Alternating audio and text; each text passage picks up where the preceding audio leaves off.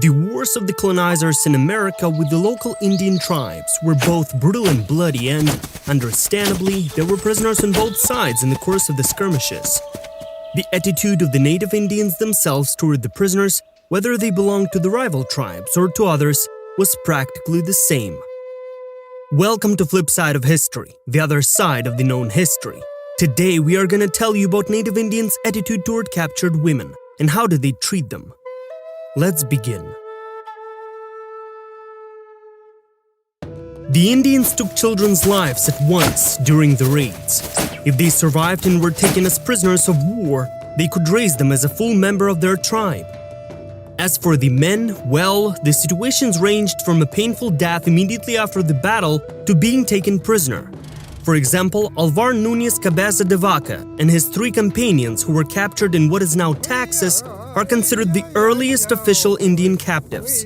The men, possessing medical knowledge, quickly enough gained authority in captivity and lived relatively well, having both freedom of movement and respect of those who once captured them, even some form of honor.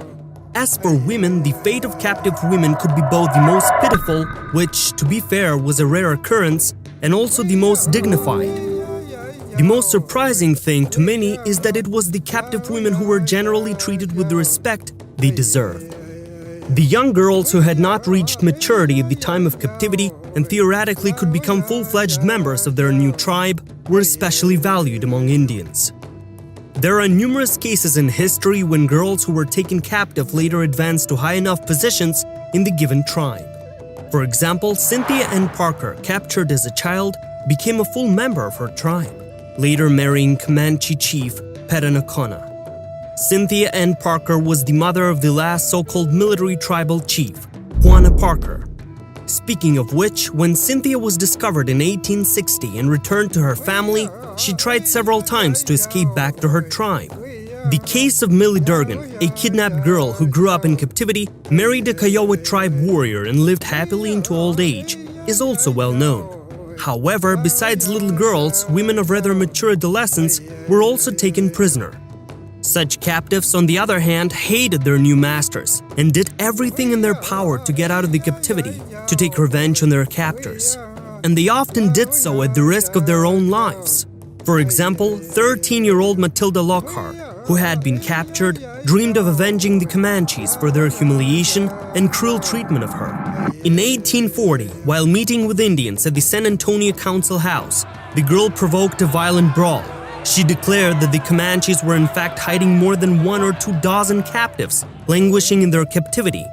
For the most part, however, the native Indians did not tolerate violence against captive girls and women, because the moral code of the Indians simply did not permit such actions against members of the weaker gender. And generally it was widespread among various tribes across America. If a captive did not want to stay in the tribe or marry one of the warriors, or even the chief, then the captive's fate awaited a ransom. And women became quite a good business for the Indians. Women were captured for the purpose of later selling them to relatives. There were even special agents who searched for captives, ransomed them from the Indians, and then resold them to grieving family members. In addition, the Indians were never forced into the tribe. If a captive wanted to become a member of a certain tribe, she could. If not, she simply waited until she was ransomed. Young girls were often adopted by the chief's family. Women were considered among the Indians exhausted, but strong enough physically, naturally, beautiful, and able to give birth to worthy offspring. Therefore, the practice of adoption by chief's family was later transformed into a ritual rewarding the most successful warrior, who received the right to marry the beautiful daughter of the leader of the tribe. And, as mentioned in Cynthia's example, many captives who chose to remain in the tribe tried to return even after their release. Strange as it may be, life in a seemingly primitive society was much more suitable and comfortable for women than life in a civilized at that time society. The aforementioned Cynthia, having failed to return to her native tribe, wished at least to have her remains buried on the reservation. And finally, the entire length of the journey of the captive of Indian tribe is most vividly illustrated by the fate of the 2 sisters who were held captive during the so-called Oatman Massacre.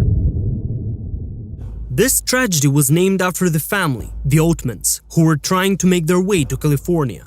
While traveling, the parents and their 7 children about 90 miles from Yuma were attacked. presumably by warriors of the Yavapai tribe. The family was first approached by white Americans, asking for tobacco or food, and then they themselves began to slaughter. All were killed except the two sisters, Olive and Mary Ann, and their older brother, Lorenz, who was left to die after being wounded. Fortunately, the young man survived and was later able to talk about what had happened.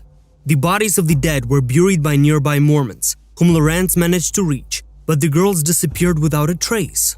Later, they said that once in the tribe, they became virtual slaves. The girls were forced to gather branches for fire, collect food, and were constantly humiliated and mocked by the native Indian children, who even burned the girls' hands with burning sticks. The adults, meanwhile, also behaved quite inappropriately, often physically punishing the girls, so much so that the older Olive was firmly convinced that sooner or later she and her sister would be killed. The sisters had been living in these conditions for about a year when the Mojave Indians came to the tribe. These visits were usually for exchanges, purchases, and sales of goods and food needed by the tribes. The captives were immediately noticed by the Mojave and ransomed, so soon Olive and Mary found themselves in another tribe. And here the attitude toward them changed completely. Both sisters were adopted by the chief, and the chief's wife, Aspeno, and his daughter, Topeka, treated the girls very kindly and took care of them. Olive later described how they were treated better by the Mojave than their own daughters. The girls were no longer forced to work, and as a sign of their acceptance as full members, Olive and Mary were tattooed in their faces. She stressed that Espensé and Aspeno raised them as their own daughters. The unique thing in this situation is while settlers often stayed with the Mojave tribe, but the girls never asked them for help. It was not until one day when the Mojave tribe suffered a famine brought on by a drought, when Olive's younger sister died of starvation, that one of the visitors noticed a white girl in the tribe. And soon a messenger from the Fort Yuma arrived in the tribe, who conveyed the military for its demand that the girl be brought back immediately. The tribesmen initially tried to hide the fact that Olive was staying with them, but the military promised to simply destroy the entire village. Olive, left without her sister, made the decision to return back to civilization.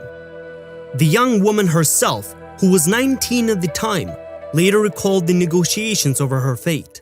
I revealed that they said I was not American, but belonged to a race of people who looked like Indians, who seemed to live far away from the setting sun. They colored my face and feet and hands, the likes of which no other people I had ever known. They told me not to speak to Francisco in English, instead to speak to him in another language, to tell him that I was not American.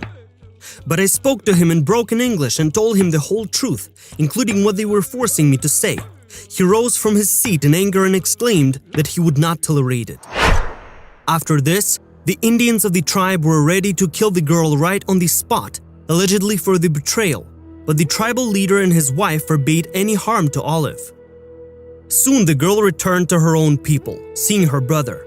However, her best friend later recounted that Olive missed her native Indian husband and two sons for the rest of her life, and spoke quite clearly of attitude towards her. It must be said to my credit that they never treated me with insult. And finally, even after the girl returned to normal life, married, and seemingly put the past behind her, many neighbors noticed that for the rest of her life, Olive never actually smiled. Perhaps it was her longing for that very life that kept her from smiling.